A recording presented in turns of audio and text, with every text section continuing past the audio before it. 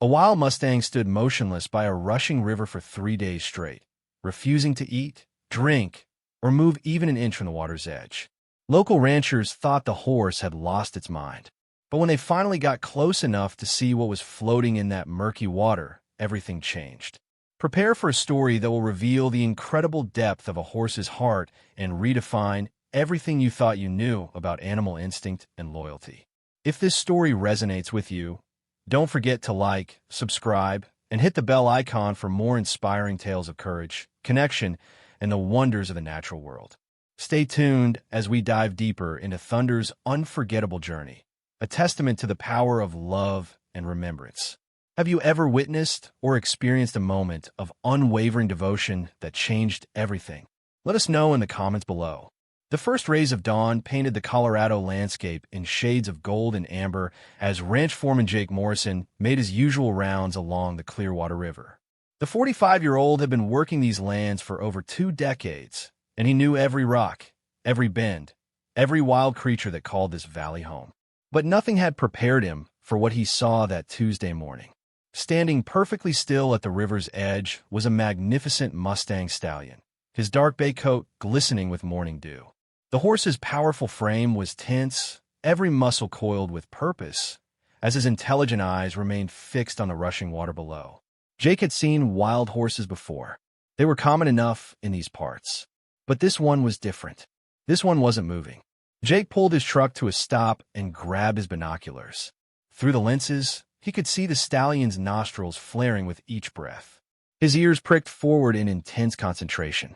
The horse's posture spoke of determination, of a mission that only he understood. But what struck Jake most was the complete stillness of the animal. Wild Mustangs were creatures of constant motion, always alert, always ready to flee. This one stood like a statue carved from living stone. "What are you doing out there, boy?"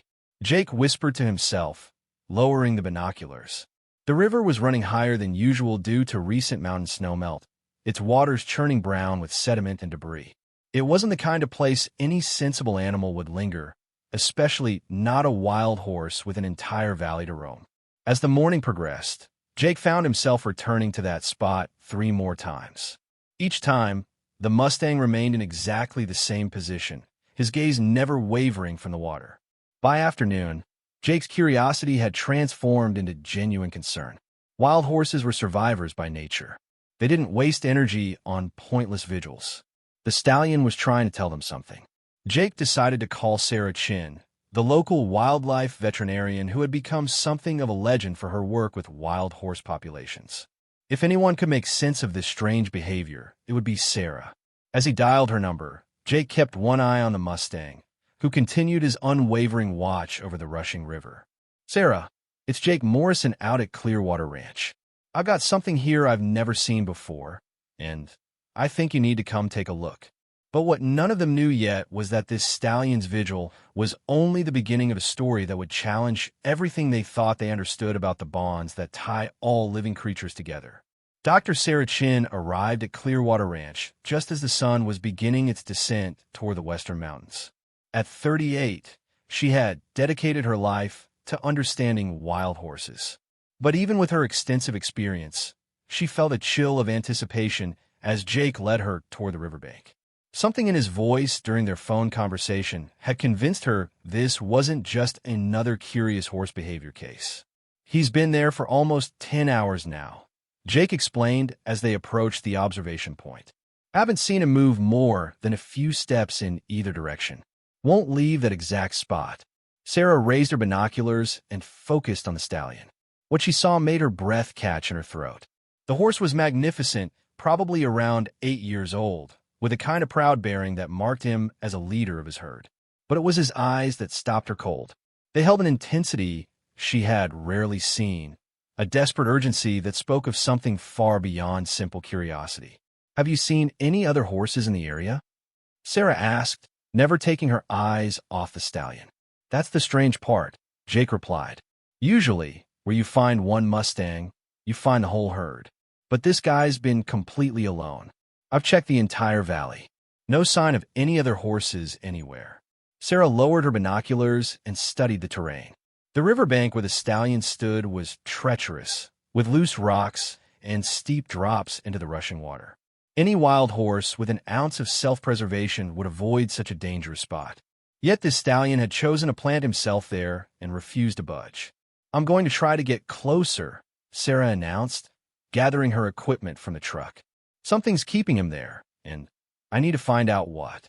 As she approached on foot, moving slowly to avoid startling the horse, Sarah noticed something that made her pulse quicken. The stallion's head would occasionally dip slightly, as if he was trying to get a better view of something in the water. His ears would swivel toward specific sound from the river, and his whole body would tense even further, if that was possible. When she was about 30 yards away, the stallion finally acknowledged her presence. He turned his head briefly in her direction, and Sarah felt her heart skip a beat. The look in those dark eyes wasn't wild fear or aggression. It was a plea. This horse was asking for help. "Easy, boy," Sarah whispered, taking another careful step forward. "What are you trying to show us?" The stallion's response was to paw at the ground once with his front hoof, then immediately return his attention to the water. But now Sarah was close enough to see what had escaped their notice from a distance. The horse wasn't just staring at the river randomly. His gaze was following something specific in the current. As Sarah followed the stallion's line of sight, scanning the muddy, debris-filled water, a terrible possibility began to form in her mind. But it was still too dark, too murky to see clearly. Whatever secret the river was hiding would have to wait until morning. But neither Sarah nor Jake was prepared for the heartbreaking discovery that dawn would bring. The second day brought with it a revelation that shattered Sarah's heart into 1,000 pieces.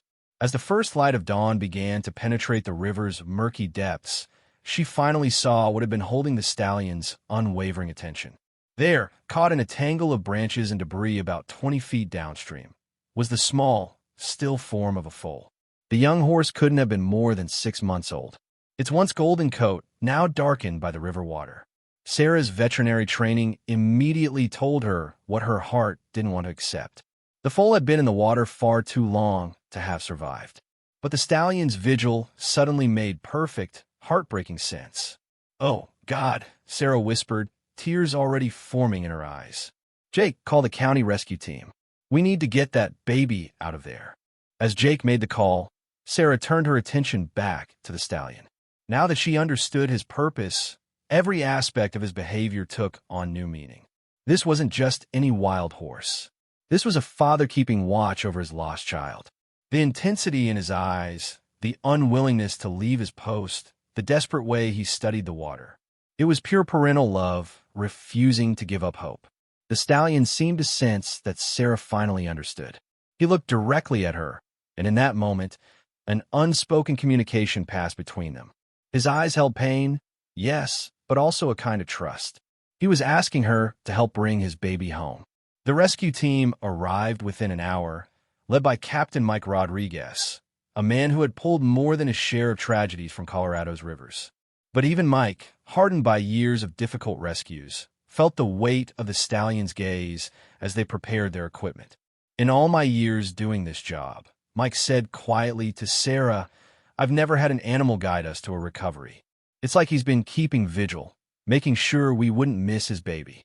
The technical aspects of the recovery were challenging.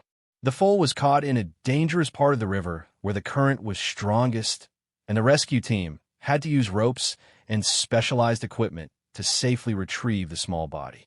Throughout the entire process, the stallion never moved from his position, watching every action with the focused attention of a parent overseeing the most important task in the world. When they finally pulled the foal from the water, Sarah's worst fears were confirmed. The young horse had been dead for at least 2 days, likely having fallen into the river during the recent flooding. But as the rescue team placed the small body on the riverbank, something extraordinary happened. The stallion finally moved. Slowly, with a dignity that brought tears to everyone's eyes, he approached his lost foal.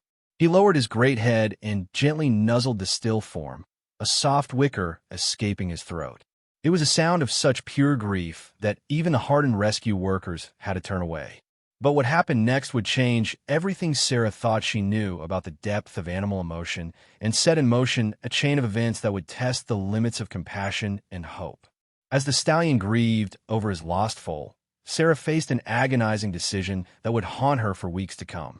Standard protocol dictated that they should remove the foal's body for proper disposal and allow the natural order to take its course. The stallion, given time, would eventually move on and return to whatever herd he belonged to. It was the practical, scientific approach to a tragic but natural occurrence. But watching this magnificent horse mourn his child with such profound dignity changed everything.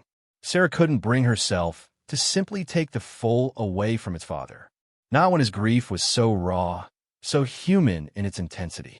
Against all her training and professional judgment, she made a choice that would complicate everything.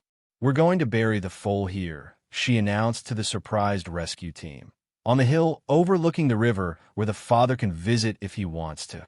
Captain Rodriguez frowned. "Doc, that's not standard procedure. Wild animals don't. This isn't a standard situation," Sarah interrupted, her voice firm despite the tears in her eyes. "Look at him, Mike. Really, look at him.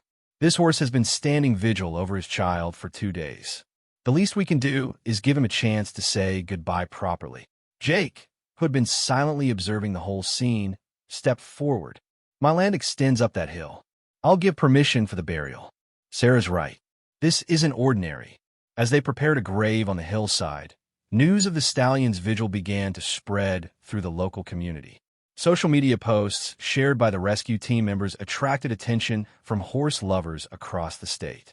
By evening, a small crowd had gathered at a respectful distance, all drawn by the story of the Mustang who wouldn't abandon his child.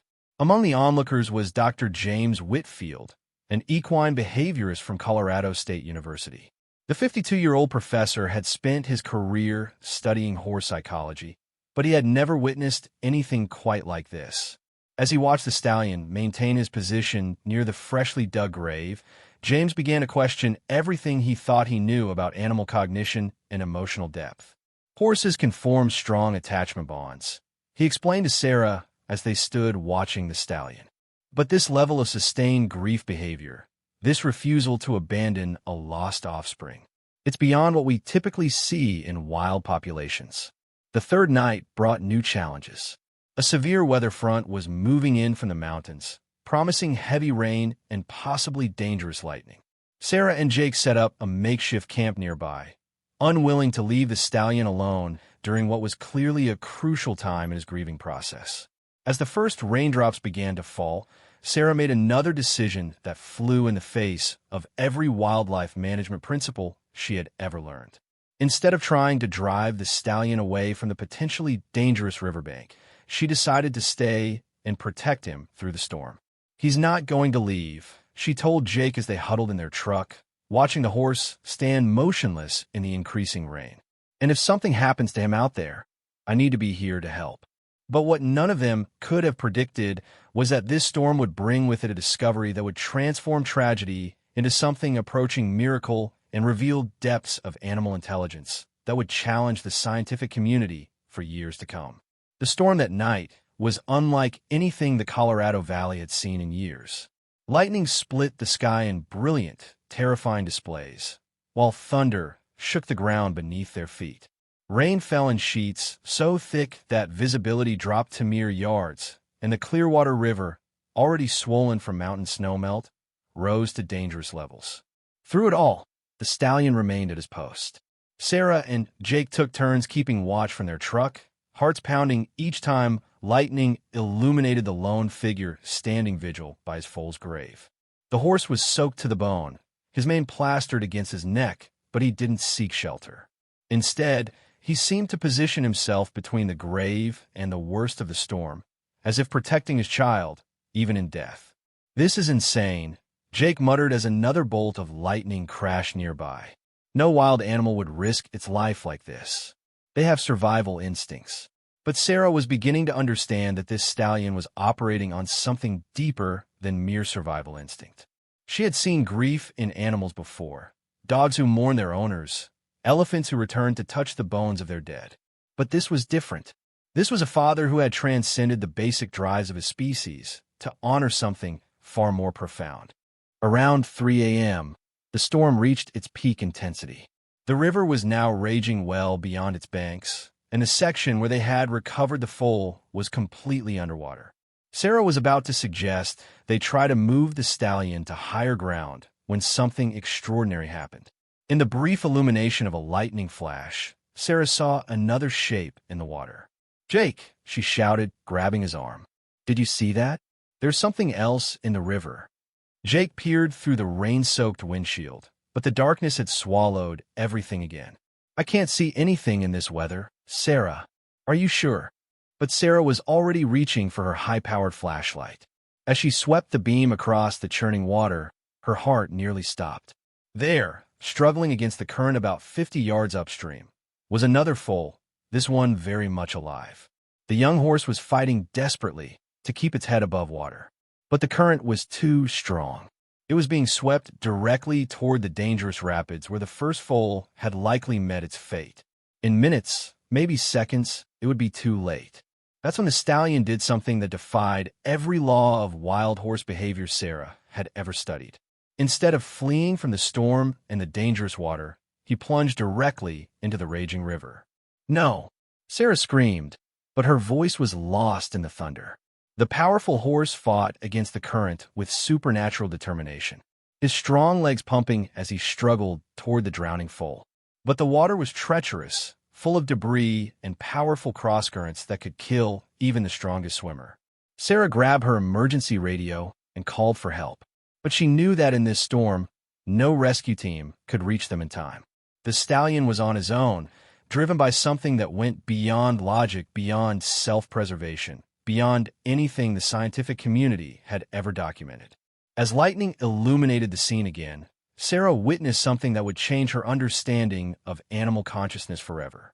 But whether it would end in triumph or double tragedy depended on the next few crucial moments, as one father risked everything to save another's child. What happened in those next few minutes defied every principle of animal behavior that Sarah had spent her career studying. The stallion, fighting against currents that should have swept him away instantly, somehow managed to reach the struggling foal. But instead of simply grabbing the young horse and trying to swim back, an action that would have likely resulted in both their deaths, the stallion did something remarkable. He positioned himself between the foal and the strongest part of the current, using his massive body as a living breakwater.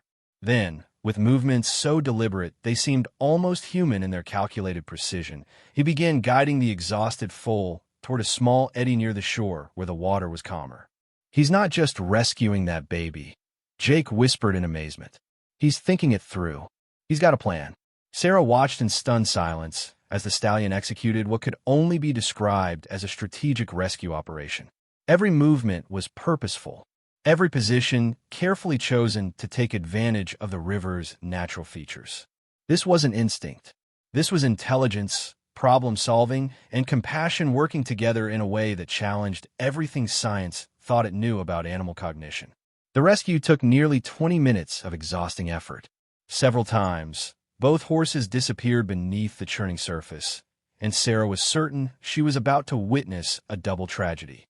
But each time, the stallion's powerful head would emerge, his teeth carefully gripping the foal's neck in a hold that was firm enough to guide, but gentle enough not to harm. When they finally reached the shallow water near the shore, both horses collapsed from exhaustion. The foal, a small bay filly who couldn't have been more than 4 months old, lay trembling on the muddy bank. The stallion, his sides heaving with effort, positioned himself protectively over her small form. Sarah and Jake immediately sprang into action. Sarah grabbed her veterinary kit and splashed through the ankle-deep water to reach the horses, while Jake called for emergency backup from the county animal rescue team. Even as Sarah began her examination of the rescued foal, she couldn't shake the feeling that there was more to this story than a chance rescue. The filly was severely hypothermic and exhausted, but alive. As Sarah worked to stabilize her condition, wrapping her in emergency blankets and administering fluids, she noticed something that made her pulse quicken. Around the young horse's neck was a small, weathered halter, the kind used by horse breeders to identify their animals. "Jake, this isn't a wild horse," Sarah announced, her voice tight with excitement and concern. "Someone owns this filly. She's been separated from her home." But it was what happened next that truly took their breath away. As Sarah continued treating the rescued foal, the stallion moved closer to the grave where his own child lay buried. He stood there for a long moment, his head bowed, and then did something that brought tears to both observers' eyes. He gently nuzzled the mound of earth once, as if saying goodbye, then returned to stand guard over the living filly. The message was clear. He had lost one child, but he would not lose another. As dawn broke over the Colorado Valley, revealing the extent of the storm's damage, Sarah realized they had witnessed something unprecedented. This stallion hadn't just performed a rescue. He had demonstrated a level of emotional intelligence and moral reasoning that science was only beginning to understand. But the biggest surprise was yet to come, and it would arrive with the sound of hoofbeats and the desperate cries of a search party that had been looking for their missing horse all night. As the morning sun finally broke through the storm clouds, the sound of approaching vehicles echoed across the valley. A convoy of trucks and horse trailers was making its way down the access road, led by a woman whose face was etched with 3 days of desperate worry.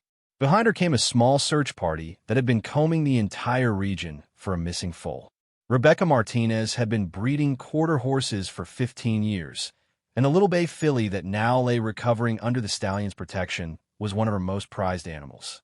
When storm waters had broken through a fence 3 days earlier, the filly had been swept away before anyone could react. Rebecca had organized search parties, hired professional trackers, and hadn't slept since the young horse disappeared. "Luna!" Rebecca cried out as she spotted the small brown form wrapped in emergency blankets. "My God, Luna!" The reunion that followed was one of the most emotionally powerful scenes Sarah had ever witnessed. As Rebecca ran toward her rescued filly, the stallion stepped protectively between them, clearly uncertain about this new human's intentions. But when Luna whinnied weakly in recognition of her owner's voice, something beautiful happened. The stallion looked from the filly to Rebecca, and in that moment seemed to understand that this human was not a threat, but rather someone who loved the young horse as much as he had come to care for her. Slowly, with the same dignity he had shown throughout his vigil, he stepped aside to allow the reunion. Rebecca knelt beside Luna, tears streaming down her face as she gently stroked the filly's neck. "Thank you," she whispered to the stallion, her voice breaking with emotion. "Thank you for saving my baby." But the stallion's work wasn't finished. As Sarah and Rebecca worked together to load Luna into a specialized horse trailer for transport to the veterinary hospital, the wild horse did something that left everyone speechless. He walked over to his own foal's grave one final time, stood there for several long minutes in what could only be described as a moment of profound reflection, and then turned and walked away. He didn't disappear into the wilderness as expected. Instead, he stopped at the edge of the clearing and turned back to watch as Luna was safely loaded for her journey home. Only when the trailer pulled away, carrying the rescued filly toward recovery and reunion with her herd, did the stallion finally begin his own journey back to wherever he had come from. Dr. James Whitfield, who had documented the entire event, later called it the most remarkable display of animal empathy and intelligence he had ever observed. The stallion had not only demonstrated problem-solving abilities and emotional depth that challenged scientific understanding, but had shown something even more profound: the ability to find meaning and purpose in tragedy, to transform loss into an opportunity to protect and save another. The story of a stallion's vigil quickly spread far beyond Colorado. News outlets picked up the remarkable tale, and soon people from around the world were sharing the story of the wild horse who had refused to abandon his child and then risked everything to save another. Horse rescue organizations reported a surge in donations and volunteers, inspired by the stallion's example of unwavering dedication and love. 6 months later, Luna had made a complete recovery and was thriving on Rebecca's ranch. Rebecca established a foundation in honor of the stallion's vigil, dedicated to protecting wild horse populations and providing emergency rescue services for horses in danger. Sarah continued her wildlife work with a new understanding of the emotional depths of the animals she studied. And Jake often found himself returning to the hillside grave, keeping his own small vigil in honor of the remarkable horse who had taught them all about the true meaning of love and sacrifice. As for the stallion himself, he was spotted several times over the following months, always with a small herd of mares and foals, always vigilant, always protective. Local ranchers began referring to him as the Guardian, and his legend grew with each telling. Some said he had supernatural abilities. Others claimed he was just a very intelligent horse who had acted on instinct. But Sarah knew better. She had looked into those eyes, had seen the depth of emotion and purpose that drove him through his darkest hour and his greatest triumph. The stallion hadn't just been following instinct. He had been following his heart, proving that love, loss, and hope are not uniquely human experiences, but rather threads that bind all living creatures together in ways we are only beginning to understand. If this tale touched your heart, please take a moment to like, comment, and subscribe to our channel for more inspiring stories of hope, resilience, and the incredible bonds between humans and animals. Share this story with someone who needs a reminder that even in the fiercest storms, there is always a chance for renewal.